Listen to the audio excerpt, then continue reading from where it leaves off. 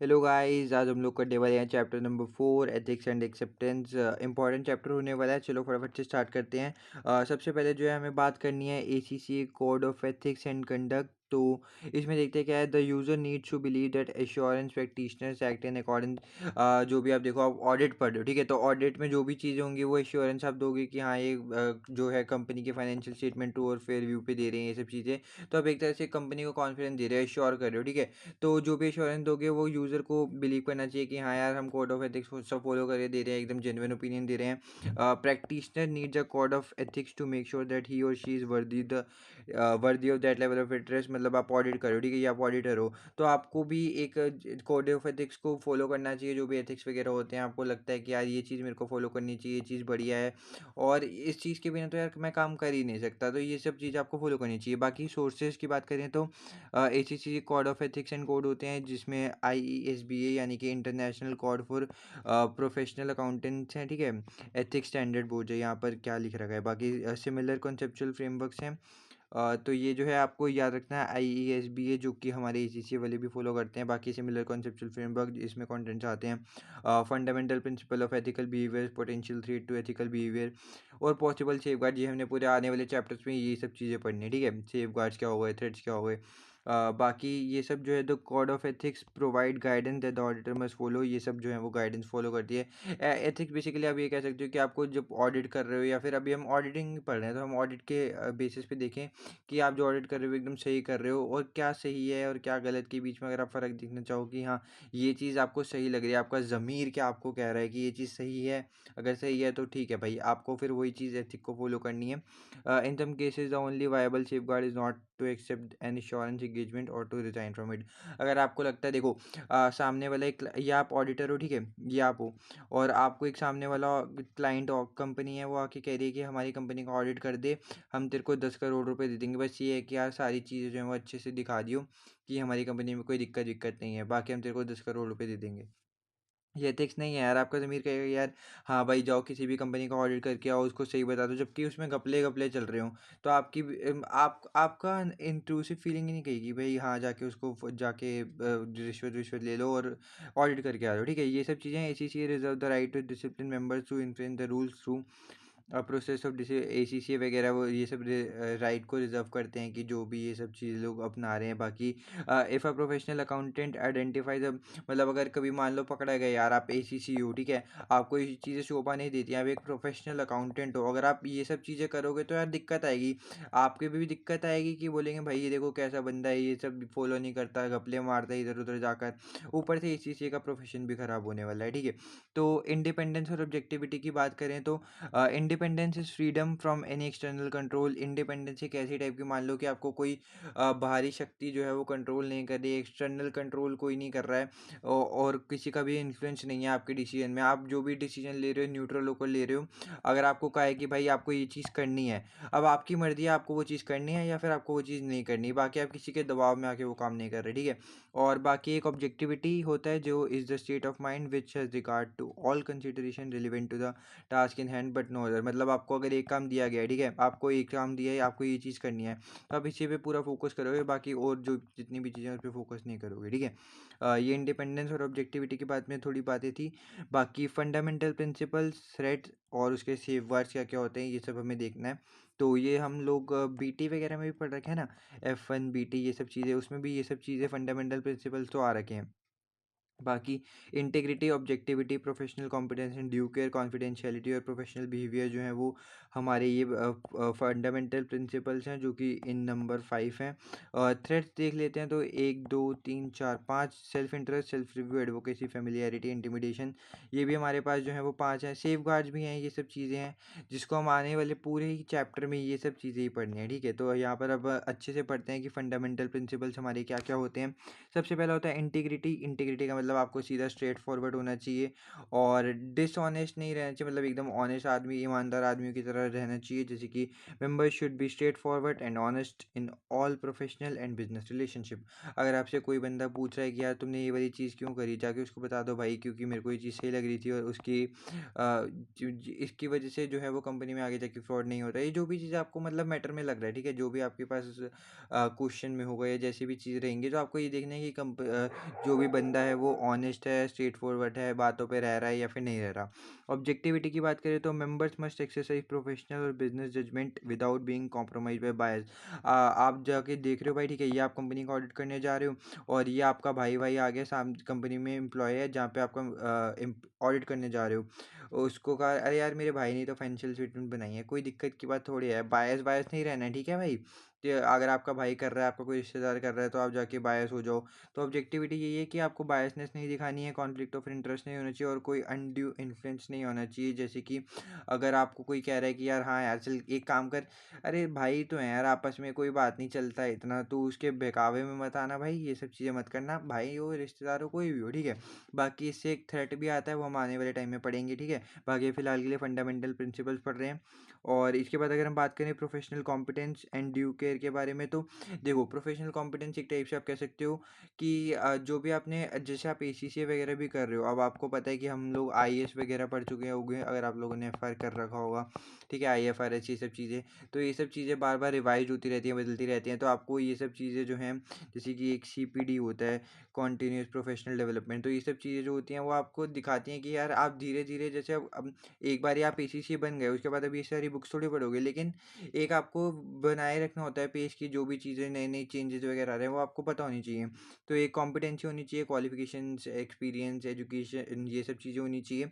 और बाकी जो भी आप काम करो वो थोड़ा ध्यान से करो, कि क्योंकि आपको देखना है ना यार कि आप एक अब प्रोफेशनल अकाउंटेंट हो, जो काम करोगे वो अच्छे से करना, पूरी ड्यू केयर, सावधान सतर्कता से करना, ठीक है।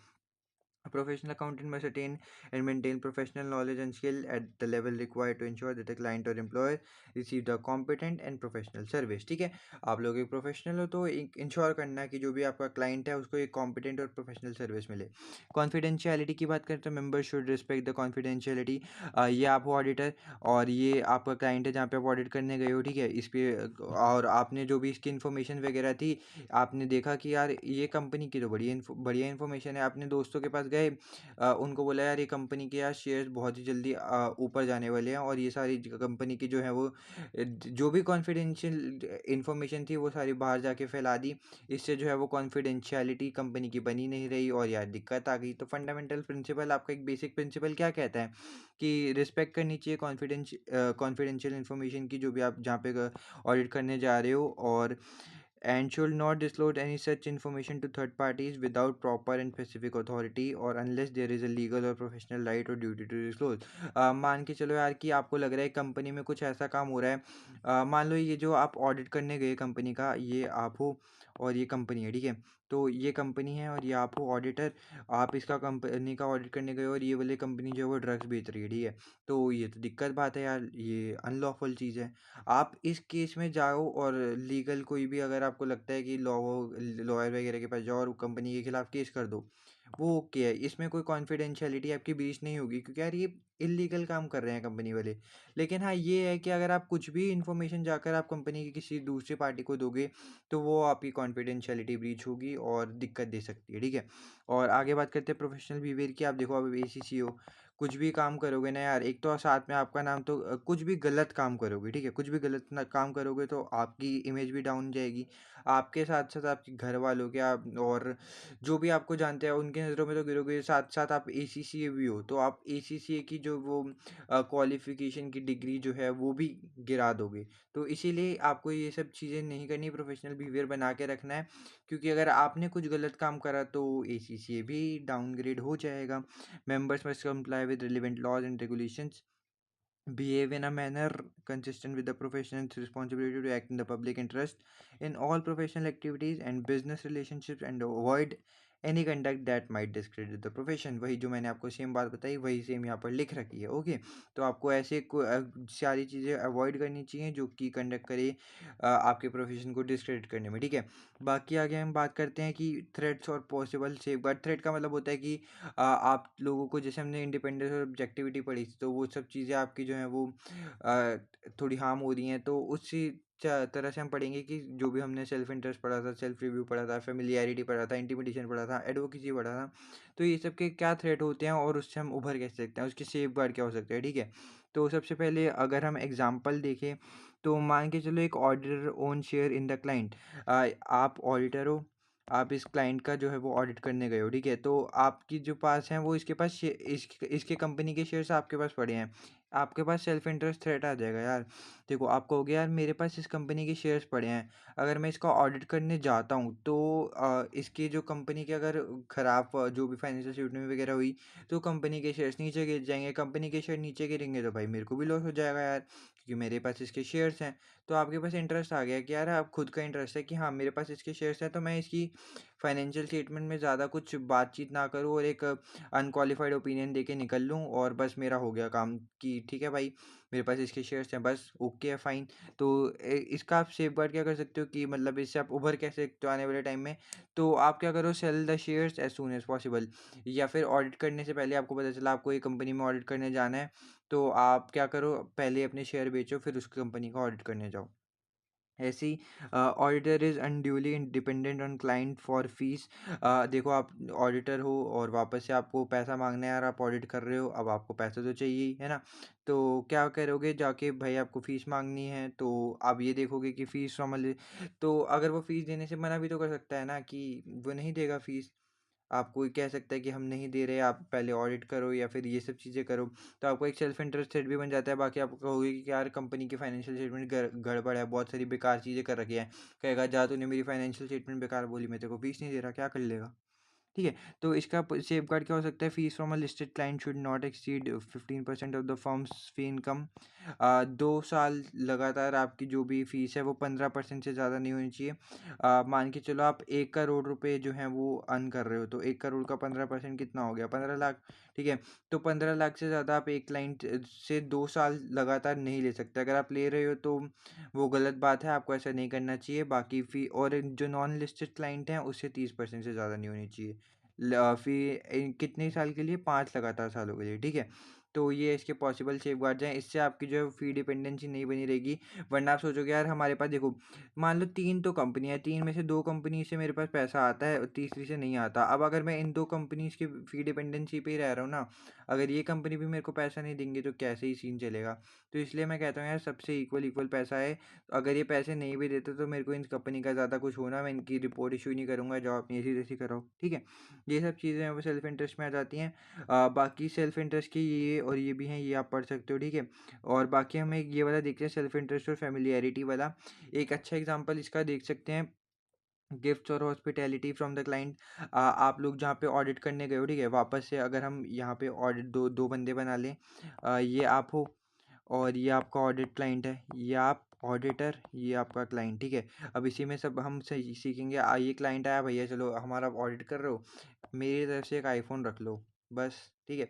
कुछ 1 लाख 1.5 लाख का ही आईफ़ोन है, कोई बात नहीं, सबको ऑडिटर को बाँट दिया। अब ये है कि आप लोगों ने गिफ्ट ले लिया उससे, इससे आपका एक सेल्फ इंटरेस्ट थ्रेट भी आ गया कि अब भाई उस बंदे ने गिफ्ट दे रखा है यार, अब इसकी मैं फाइनेंशियल स्टेटमेंट को गलत कैसे बोलूँगा। और एक आपका फेमिलियरिटी थ्रेट भी आ गया, क्योंकि अब आपकी जान पहचान हो जाएगी उसके साथ, जो भी आपके क्लाइंट वगैरह बंदा है, कि वो आपको फ़ोन दे रहा है, उससे आपकी बातचीत वगैरह हो रही है, और ये सब चीज़ों की वजह से उसका फेमिलियरिटी थ्रेट भी आ जाएगा। तो आपको सेफ गार्ड क्या करना चाहिए इसके बदले में? Do not accept unless clearly trivial. Trivial का मतलब होता है कोई छोटा मोटा गिफ्ट हो। मान के चलो भाई, इसने आपको एक आया, आपको डिनर विनर डिनर खिला दिया, बस। डिनर के साथ उसने भाई छोटा मोटा कहा कि ये लो भाई अपने बच्चे के लिए खिलौना ले लो, ये खिलौना ले जाना अपने बच्चे के लिए, छोटा 100-150 रुपए की गुड़िया पकड़ा दिया आपको। ये सब चीज़ें हैं, वो सब गिफ्ट्स आप एक्सेप्ट कर सकते हो। बाकी ये जो भी बड़े-बड़े गिफ्ट्स होते हैं वो सब आप एकदम क्लियरली मना करो। बाकी कोशिश करो कि कोई भी गिफ्ट मत ही लो, ठीक है? Audit partner must authorise acceptance, ठीक है? तो ये सब आपके सेफगार्ड हो सकती हैं। बाकी एक फ़ैमिलियरिटी का थ्रेट और भी देख सकते हैं, तो audit partner has been in post for many years. देखो, ये ऑडिटर है और ये वाला क्लाइंट है, ठीक है? अब ये ऑडिटर सेम बंदा इस क्लाइंट के बहुत सालों से ऑडिट कर रहा है, तो अब दोनों के बीच में जान-पहचान वगैरह हो गई। अब दोनों भाई कहते हैं यार चलो तूने आना ही है यार मेरा ऑडिट करने, कोई बात नहीं यार, अब देख ले स्टेटमेंट, तेरे को पता ही है फाइनेंशियल स्टेटमेंट हमारी बढ़िया ही रहती है हर साल से। पिछले सालों से तो अच्छी जा रही हैं, इस साल भी बढ़िया होंगी, ठीक है। फ़ैमिलियरिटी रेट आ गया। तो पार्टनर इसका सेफगार्ड क्या हो सकता है, partner rotation after 7 years for listed clients. जो भी लिस्टेड क्लाइंट्स होती हैं उसके हर साल बाद जो है वो पार्टनर का रोटेशन करना चाहिए। मान लो ये 2 बंदे हैं, ठीक है, तो पहले अगर ये वाला पार्टनर है तो इसको हटा दो, अब दूसरे वाले पार्टनर को ला दो। हर 7 साल बाद जो है वो रोटेट किए जाते हैं। May be extended for 1 year if audit committee approve. अगर ऑडिट कमेटी अप्रूव करती है तो देखो 7 साल तक नहीं हो पाया, कंपनी नहीं उभर पाई, तो 1 साल इसको एक्स्ट्रा दे देंगे ये वाले पार्टनर को ही। चल भाई, तो 8 साल तक कर ले। फिर बीच में कूलिंग ऑफ पीरियड भी आता है यार, कि अगर 7 साल तक इसने ऑडिट कर लिया तो मान लो 2 साल का इसका कूलिंग ऑफ पीरियड आता है। कूलिंग ऑफ पीरियड मतलब अगर 7 साल तक लगातार कर लिया तो अब 2 साल का इस कंपनी को गैप लेना पड़ेगा। फिर 2 साल बाद सेम कंपनी जो है वो इस क्लाइंट के पास जा सकती है। ओके। तो अभी हम ये पढ़ क्या रहे हैं, देखो हमने जो भी थ्रेड्स वगैरह पढ़े हैं तो आपको यहाँ पर मैं आपको दिखा देता हूँ। ये हमने थ्रेड्स वगैरह थे। Self interest, self review, advocacy, familiarity और इंटिमिडेशन। सेल्फ इंटरेस्ट का मतलब जो भी हैं अपने फ़ायदे के लिए हम देखते हैं कि यार ये वाली चीज़ से हमारा फ़ायदा कैसे हो सकता है। सेल्फ रिव्यू में हम ये देख सकते हैं कि हमने ही एक चीज़ परफॉर्म करी है, अब उसी को वापस से चेक करना है। मान लो मैं जो है अपने क्लाइंट को नॉन ऑडिट सर्विस दे रहा हूँ, जैसे कि उनकी फाइनेंशियल स्टेटमेंट वगैरह प्रिपेयर वगैरह करा रहा हूँ। तो ये सब चीज़ें मैं खुद ही प्रिपेयर कर रहा हूँ और बाद में जाके मेरे को ही उसको ऑडिट करना है, तो सेल्फ रिव्यू थ्रेट आ गया। एडवोकेसी का मतलब मान लो कंपनी को मैं ज़्यादा एक तरह से मान लो सपोर्ट कर रहा हूँ, ठीक है, कि कंपनी जो है वो लीगल केस में फंस गई, मैं उसके पीछे पीछे जा रहा हूँ, भाई नहीं यार ये कंपनी बहुत बढ़िया है, बहुत अच्छी कंपनी है, इसको प्लीज़ लीगल केस में मत लो। अगर कोई कंपनी के बारे में फालतू बोले, मैं कह रहा हूँ भाई उस कंपनी को फालतू मत बोल यार, उसका ऑडिटर हूँ मैं। मतलब मैं कंपनी को किसी भी तरह की सपोर्ट कर रहा हूँ, तो वो एडवोकेसी में आ गया। फेमिलियरिटी में वो आ गया कि यार दोनों लोग जो भी है ऑडिटर क्लाइंट्स या फिर जो भी दोनों में आपस में बातचीत वगैरह बहुत अच्छी है, आपस में छुट्टियाँ वुट्टियाँ बनाते हैं, ये सब चीज़ें करते हैं, आपस में बहुत अच्छी बॉन्डिंग वगैरह, तो वो फेमिलियरिटी सेट हो गया। इंटीमिडेशन का मतलब वही कि कुछ थोड़ा धमका वमका दिया, यार देख अगर तूने मेरी फाइनेंशियल स्टेटमेंट को ट्रू और फेयर व्यू में नहीं बोला कि अच्छा हमारी स्टेटमेंट बहुत सही है, तो देख ले भाई मैं तेरी फीस नहीं दूंगा, ये सब चीज़ें धमकाना वमकाना टाइप। तो ये सब इंटिमिडेशन में आ गया, ठीक है। बाकी हम ये सब नीचे जो है वो सारे एग्जांपल्स ही उसके पढ़ रहे थे। बाकी अगर हम देखें एक सेल्फ रिव्यू का, जैसे हमने बात करी, तो मान के चलो वही जैसे मैंने आपको बताया था, ऑडिटर प्रोवाइड अदर सर्विसेज। जैसे कि अब मैंने आपको बताया था कि कोई पेरोल का संभाल ले, ठीक है, पेरोल का कम उसने ही पूरा परफॉर्म करा है, तो इसका सेफगार्ड क्या हो सकता है, separate teams for each service provided. मान के चलो कि अगर ये ऑडिट कंपनी जो है वो प्रोवाइड कर रही है, तो ये वाला जो पार्टनर है वो पेरोल का सर्विसेज प्रोवाइड कर दे और दूसरा पार्टनर जो है वो उसका ऑडिट करे, ठीक है। तो इससे सेल्फ रिव्यू सेट को हटाया जा सकता है। Don't provide other services to audit clients where significant reliance will be placed on the non audit work। मान के चलो यार कि आप एक क्लाइंट में जा रहे हो और वहाँ पे ना पेरोल का ही बहुत मेन काम चलता है, क्योंकि कंपनी को ज़्यादातर एम्प्लॉयज़ को ही पेमेंट करनी पड़ती है, बाकी उनका कुछ काम नहीं होता है, तो आप पेरोल रिकॉर्ड मत बनाओ वो वाली कंपनी के, ये पॉसिबल सेफगार्ड हो सकता है, ठीक है।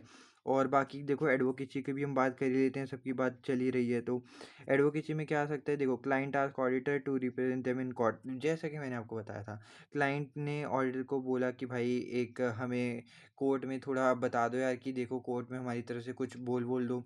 तो इससे साफ साफ पता चलेगा यार कि यार ये जो ऑडिटर है ना यार, एक घपलेबाज है, इसने पैसे खाए हैं क्लाइंट से, और उसी के कहने पे उसकी तरफ जो है वो मतलब कहते हैं ना वो चमचा वमचा टाइप बन रहा है, ये सब चीज़ें हो रही हैं। तो इसका सेफगार्ड क्या हो सकता है, legal services should only be provided by legally trained people, decline if the amounts are material to the financial statement. आप साफ साफ मना कर सकते हो अगर आपको लगता है कि जो भी अमाउंट है वो फाइनेंशियल स्टेटमेंट के लिए बहुत ज़्यादा मटेरियल है। इसके बाद कॉन्फिडेंशियलिटी की बात कर लेते हैं यार, कि कॉन्फिडेंशियलिटी हमने ऊपर भी पढ़ा था। और बाकी देखो यार यहाँ पर ये सारे थ्रेड्स हैं, आप इसके एग्जांपल पढ़ सकते हो। और ये वन शॉट वीडियो है, तो मैं उम्मीद करता हूँ आप लोगों को ये एक बारी पहले से पता हो। बाकी मैंने एग्जांपल और सेफगार्ड देके आपको थोड़ा सा और क्लैरिटी देने की कोशिश करी कि कैसे हो सकता है और उसका सेफगार्ड क्या क्या हो सकता है, ठीक है। बाकी बहुत आसान सी चीज़ें, आप थोड़ा अच्छे से पढ़ोगे और एक बारी बुक रीडिंग कर लेना ताकि आप ये सब चीज़ें अच्छे से पढ़ सको, ठीक है। बाकी थोड़े से एग्जांपल थे, बाकी हम आगे कॉन्फिडेंशियलिटी की तरफ चलते हैं। Before disclosing consider whether harm could be. देखो कॉन्फिडेंशियल हमने पढ़ा था कि कोई कोई केसेस होते हैं जहाँ पे आप कंपनी की इन्फॉर्मेशन को कर सकते हो लीक, अगर वो इलीगल काम कर रही है या फिर ये सब चीज़ें कर रही है, तो डिस्क्लोज करने से पहले आपको क्या कंसीडर करना है, whether harm could be caused by the disclosure. अगर आप डिस्क्लोज डिस्क्लोज़ करते हो तो उससे कोई हार्म वार्म तो नहीं पहुँच रहा है ना आपको? Whether all relevant information is known and substantiated, मतलब ये नहीं यार आपको लग रहा है कि भाई ये घपला कर रहा है, लेकिन एक्चुअल में कुछ और ही काम और वो बहुत अच्छा काम कर रहा हो, और इससे आपको ही आने वाले टाइम में जो है वो डिफ़िकल्टीज़ फ़ेस करनी पड़ेंगी, ठीक है? Whether the information is to be communicated to appropriate recipients, तो जो भी इन्फॉर्मेशन है वो कम्युनिकेट की जानी चाहिए, जो भी जिसके भी आप डिस्क्लोज़ कर रहे हो या फिर नहीं, ठीक है? ये सब चीज़ें आपको डिस्क्लोज़ करने से पहले सोचनी है। इसके बाद अब देखो जो भी चीज़ें लॉ के द्वारा रिक्वायर्ड, जैसे कि प्रोडक्शन ऑफ डॉक्यूमेंट्स और other provisions of evidence in the course of legal proceedings, या फिर to the appropriate public authorities of the infringements of the law. जैसे कि अगर कंपनी टैक्स इवेजन कर रही है, मनी लॉन्ड्रिंग कर रही है, मतलब मान लो टैक्स की चोरी कर ली, या फिर ब्लैक मनी को वाइट मनी में कर दिया, ये सब चीज़ें जो हैं वो कंपनी कर रही है और आपको लग रहा है कि हाँ ये कंपनी घपला कर रही है, तो ये सब चीज़ें आप दोगे जाके, और जाके बता दोगे भाई कि हाँ ये कंपनी गलत है और इसके खिलाफ स्ट्रिक्ट एक्शन लेना चाहिए, आपकी कॉन्फिडेंशियलिटी ब्रीच हुई, लेकिन क्यों? क्योंकि ये रिक्वायर्ड बाय लॉ था।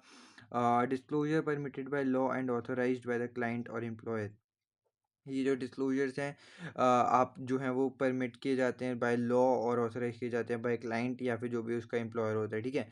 बाकी अगर हम देखें तो प्रोफेशनल ड्यूटी और right to disclose when not prohibited by law, मान लो लॉ जो है वो उसको नहीं कहता कि यार ठीक है इसको करो नहीं करो नहीं करो, मान लो ड्रग्स बेच रहे हैं तो करोगे ही करोगे, लेकिन जैसे कि to comply with the quality review of ACC और अनदर प्रोफेशनल वीडियो, ज़रूरी नहीं है कि लॉ में लिखा है कि अब ये चीज़ नहीं कर रहे तो कंपनी वही चीज़ नहीं कर रही। अब ऐसा भी तो हो सकता है आपकी एसीसी बॉडी ने कहा है कि यार एक कंपनी में अगर आपको ये वाली चीज़ दिखती है तो आपको आगे जाके बताना है कि ये भी गलत चीज़ है। अब लॉ में लिखा है नहीं लिखा वो उससे हमें फ़र्क नहीं पड़ता, ठीक है? बाकी to respond to an inquiry और इन्वेस्टिगेशन बाय एसीसी और रेगुलेटरी बॉडी, अगर आपकी कोई भी एसीसी या फिर कोई भी रेगुलेटरी बॉडी है वो कोई इंक्वायरी वगैरह करती है तो आपको उसको रिस्पॉन्ड करना चाहिए टू प्रोटेक्ट द देखो एसीसी वालों ने आपसे बोल दिया यार अब तू इस कंपनी का ऑडिट कर रहा है ना, अब मेरे को बता यार कि इस कंपनी की ये सब चीज़ें हैं। अगर आपसे एसीसी वाले पूछें आपको उनको बताना पड़ेगा, ठीक है? ये जो है वो लॉ में नहीं लिखा हुआ, लेकिन अब आपकी रेगुलेटरी बॉडी पूछ रही है तो आपको बताना है क्योंकि आपकी क्या है प्रोफेशनल ड्यूटी है।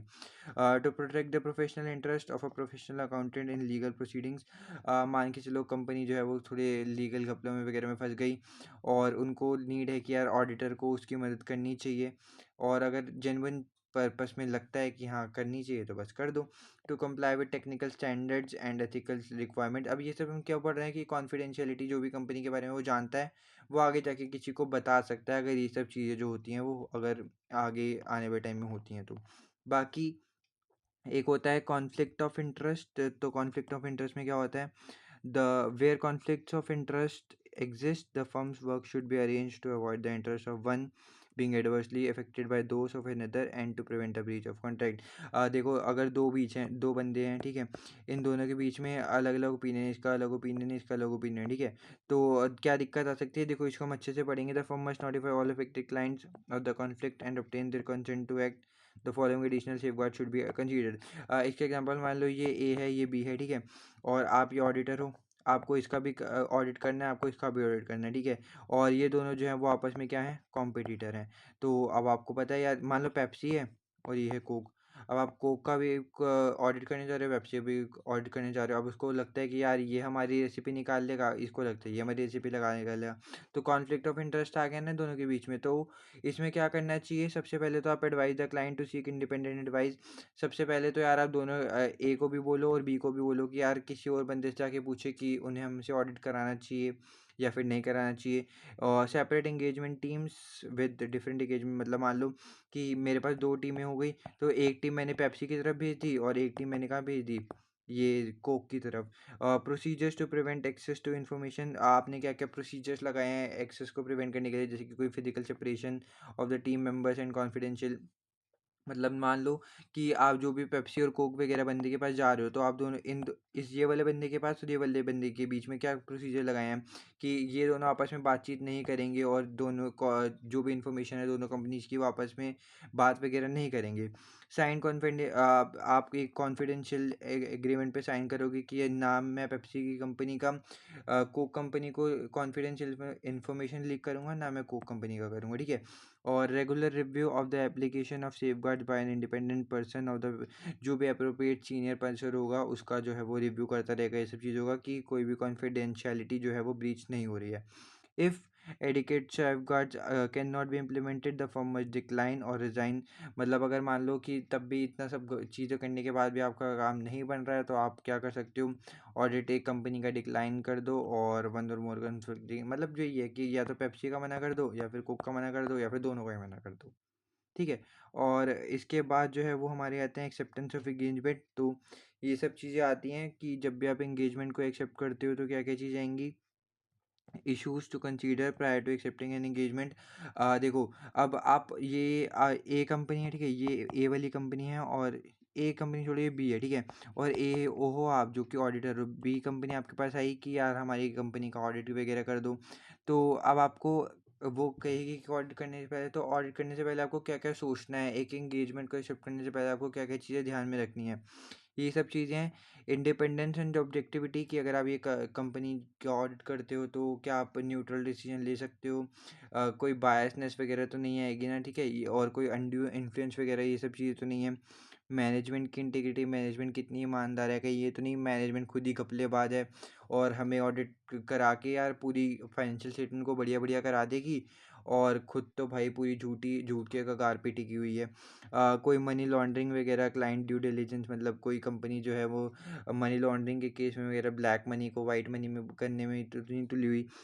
रिसोर्सेज क्या क्या है कंपनी के पास, क्या क्या कंपनी के रिस्क हैं, और फीस कितनी देगी भाई बताओ। हम ऑडिट कर दें और वो जाके फीस दे भाई, हमें ऑर्डर कर दिया हमने 100 के का, वो फीस दे रहा है हमें 10 के।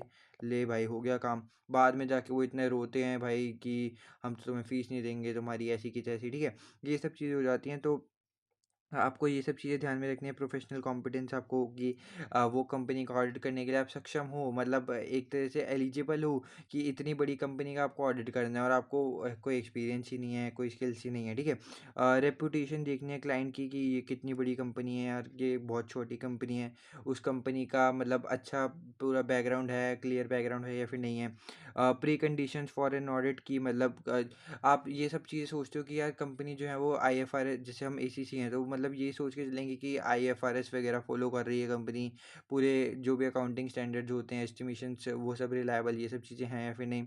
और प्रोफेशनल क्लियरेंस की, हमें प्रोफेशनल क्लियरेंस मिल चुकी है कि हम जाके इस कंपनी का जो है वो ऑडिट कर सकते हैं। तो ये सब चीज़ें हैं। बी कंपनी हमारे पास आई, हमें बोला ऑडिट करो, तो हम ऑडिट करने से पहले ये सब चीज़ें जो हैं वो ध्यान में रखेंगे, ठीक है। और new work and the engagement letter, इसमें क्या आएगा देखो। द एंगेजमेंट लेटर, देखो अब ये सब हमने एंगेजमेंट को एक्सेप्ट करने से पहले सोच लिया। अब एंगेजमेंट लेटर में क्या क्या आएगा, रिस्पॉन्सिबिलिटीज आएंगी, ऑब्जेक्टिव और स्कोप ऑफ ऑडिट आएगा कि आपको क्या क्या करना है, कितना लंबे ड्यूरेशन तक की बीच में करना है, रेफरेंस टू लेजिस्लेशन, जो भी लोकल लॉज वगैरह होते हैं, स्टैंडर्ड्स होते हैं, वो सब का रेफरेंस मिलेगा। Reference to inherent limitation of the audit, आप बताओगे कि यार ऑडिट करके हम देखो 100% गारंटी नहीं देते हैं, लेकिन हम आपको रीज़नेबल इंश्योरेंस देंगे कि हाँ जितनी भी चीज़ें हैं हम चेक करेंगे, वो सब आपको कहेंगे कि हाँ उस हिसाब से आपकी फाइनेंशियल स्टेटमेंट ट्रू और फेयर व्यू दे रही हैं या फिर नहीं दे रही। But communications will take place, जो भी बातचीत होनी है वो सब बताएंगे। स्पेसिफिक प्लानिंग इश्यूज जैसे कि इंटरनल ऑडिट का use, deadline, use of experts etcetera, और बेसिस फॉर फीस, ये सब चीज़ें जो है वो ऑडिट एंगेजमेंट लेटर जो है उसमें इंक्लूड होती हैं। इसके बाद देखो, a new letter may be sent every year to emphasise. देखो मान लो हमने एक साल अब कंपनी का ऑडिट कर लिया, अब दूसरे साल हम वापस से करने जा रहे हैं, तो एक हम नया एंगेजमेंट लेटर मे भी लिखा है, तो हम ज़रूरी नहीं है लेकिन हम कर सकते हैं हर साल, ताकि हम इम्पोर्टेंट बता सकें क्लाइंट को ऑडिट की। बाकी a new letter must be sent if there have been changes such as changes to, अगर आपकी कोई स्टैट्यूटरी ड्यूटी, प्रोफेशनल ड्यूटी या फिर अदर सर्विसेज में चेंज आता है तो आपको करना ही करना है। अब इस साल आपने ये वाला लेटर बनाया, दूसरे साल आपको अलग चेंज करके भेजना ही भेजना है, लेकिन अगर कोई ज़्यादा चेंजेस नहीं आते तो आप सेम सेम चीज़ें वापस भेज सकते हो, या फिर मन करे तो नहीं भी भेजो। बाकी pre condition for an audit, acceptable financial reporting. Pre condition मैंने आपको बताया था कि वही आईएफआरएस वगैरह फॉलो कर रहे हैं, management understand its responsibility for the financial statement. Management समझती है कि यार उसकी फाइनेंशियल स्टेटमेंट के रिलेटेड क्या क्या रिस्पॉन्सिबिलिटी है, management understand its responsibility for जो भी उसके इंटरनल कंट्रोल के लिए रिलेटेड रिस्पॉन्सिबिलिटीज़ है। Management will provide the auditor with access to, कि मैनेजमेंट जो है वो सारा एक्सेस दे देगी ऑडिटर को कि हाँ भाई तुम हमारी फाइनेंशियल स्टेटमेंट वगैरह जनरल एंट्री ये सब चीज़ें जो भी भी हैं, वो सारी चेक कर सकते हो और सबका तुम्हारे पास एक्सेस है। और एग्ज़ाम के क्वेश्चंस वगैरह, और इसी के साथ आपका ये वाला चैप्टर भी कंप्लीट होता है। इंपॉर्टेंट चैप्टर था, अच्छा चैप्टर था। जो चीज़ नहीं समझ आई रिवाइंड कर लो, और बाकी वन शॉट वीडियो तो मैं उम्मीद करता हूँ आपने एक बार ही पहले चैप्टर खुद से पढ़ रखा हो और बस ये रिवीजन के लिए देख रहे हो, ठीक है। बाकी हम मिलते हैं नेक्स्ट वीडियो में। इस वीडियो में इतना ही, बाकी चैनल पे नए हो तो सब्सक्राइब कर देना, वीडियो पे लाइक कर देना। मैं मिलता हूँ नेक्स्ट वीडियो में। Thank you so much for watching, bye bye.